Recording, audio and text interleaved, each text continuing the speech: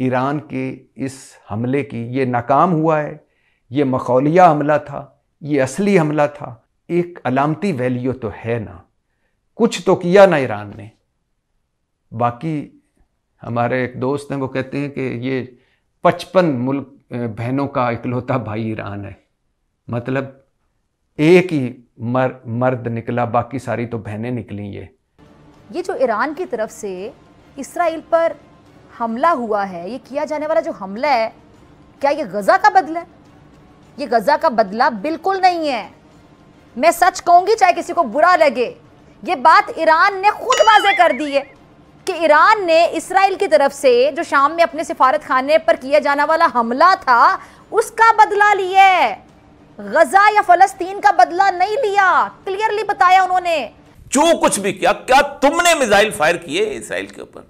क्या तुमने हमास का साथ दिया? तो जब हमें पता है कि वो मौका ढूंढ रहे हैं, और जब हमें पता है कि 300 मिसाइल्स उन पे गिरे हैं, और जब हमें गिरे नहीं है माने कि अटैक हुआ है, तो वो तो बड़ा खुश होगा कि भाई अभी तो मुझे बहाना मिल गया है, और उसके बाद फिर हमारी बारी आएगी।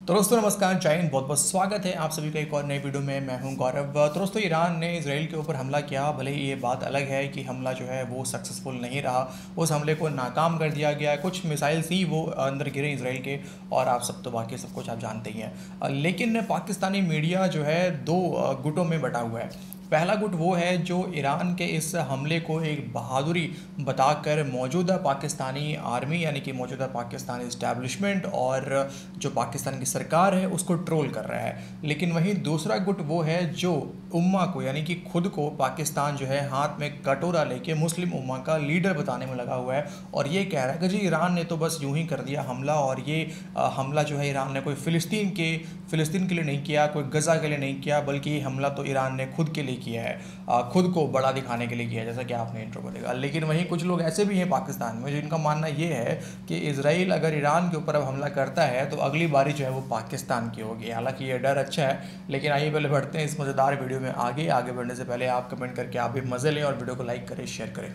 आप तो कह रहे हैं कि इनका जो रेप्यूटेशन था, इनका जो एक ऑरा था कि ये बड़े ताकतवर हैं, ये सब खत्म हो गया है।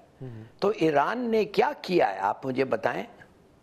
कितने लोगों को मारा है ईरान ने? एक लड़की जख्मी हुई है, मैंने सुना है, 7 साल की लड़की। और आप कह रहे हैं 3 रनवे खराब हुए हैं। तो वो ये 3 रनवे, वो तो ईरान बकौल इजराइल कह रहा है कि हमारे प्लेन्स जा रहे हैं आ रहे हैं नॉर्मली, और उन्होंने एक वीडियो भी बताया उसके बारे में। चलिए मान जाते हैं 1-2 रनवे को थोड़ा सा नुकसान होगा। मैं आपसे ये पूछना चाहता हूं कि क्या हम भूल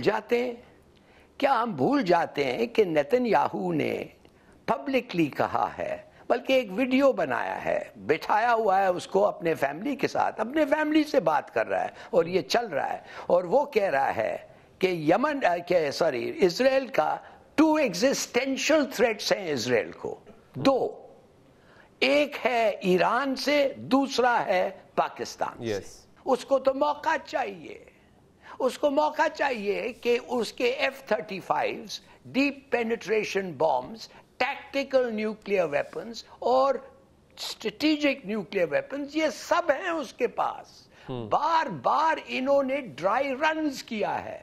क्या आप भूल जाते हैं कि 3 दफे इजराइल और हिंदुस्तान मिलके पाकिस्तान के एटॉमिक फैसिलिटीज को बम करना चाहते थे? तो जब हमें पता है कि वो मौका ढूंढ रहे हैं, और जब हमें पता है कि 300 मिसाइल्स उन पे गिरे हैं, और जब हमें गिरे नहीं है माने कि अटैक हुआ है, तो वो तो बड़ा खुश होगा कि भाई अभी तो मुझे बहाना मिल गया है, और उसके बाद फिर हमारी बारी आएगी। 56 इस्लामी मुल्क, 1.5 अरब मुसलमान सिर्फ अबाबीलों का इंतज़ार करते रहे कि अल्लाह ताला ऊपर से अबाबीलें भेजेगा, वो कंकर मारेंगे और इसराइल तबाह हो जाएगा। सिर्फ मस्जिदों में हाथ खड़े करके आहुजारियाँ करते रहे।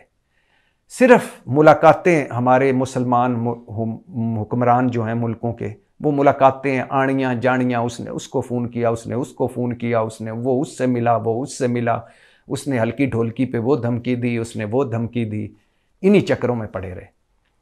क्यों अल्लाह अबाबीलें भेजेगा? 1.5 अरब मुसलमान हो, क्यों अल्लाह आपकी मदद करेगा? आप उठे हैं, आप खड़े हुए हैं, आप अपने मुसलमान भाइयों के लिए आपने कुछ किया है अमली तौर पर?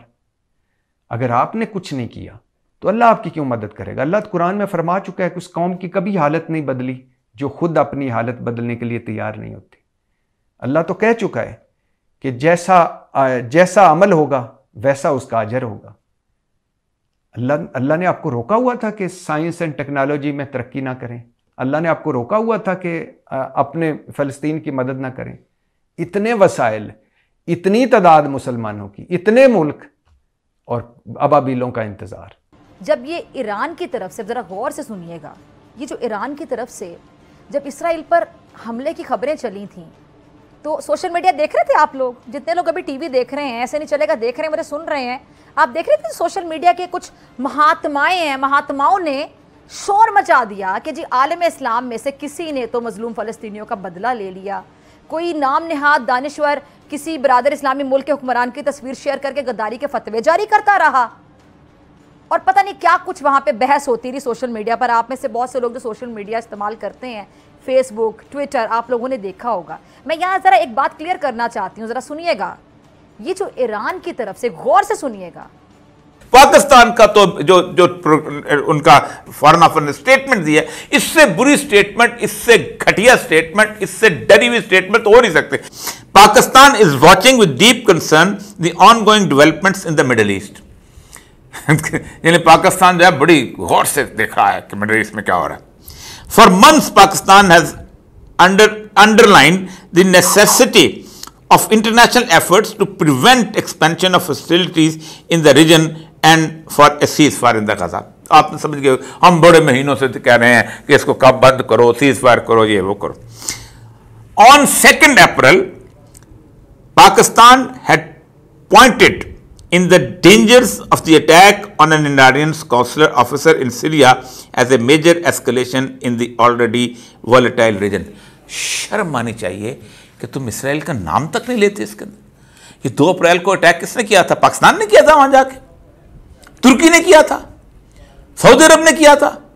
पूरे इसके अंदर इसराइल का नाम तक नहीं लिया पाकिस्तान की दफ्तर खारजा ने, और खड़े होकर कहते हैं कि हम जनाब लड़ेंगे यहूदियों से जाके और हमने ये करेंगे और हम तो एक ऐसी फोर्स है कि जिसने उम्मत मुस्लिमा की जंग लड़नी है और पता नहीं क्या करना है। वो कि ईरान जो है वो 57 इस्लामी ममालिक में 26 बहनों का एक भाई है।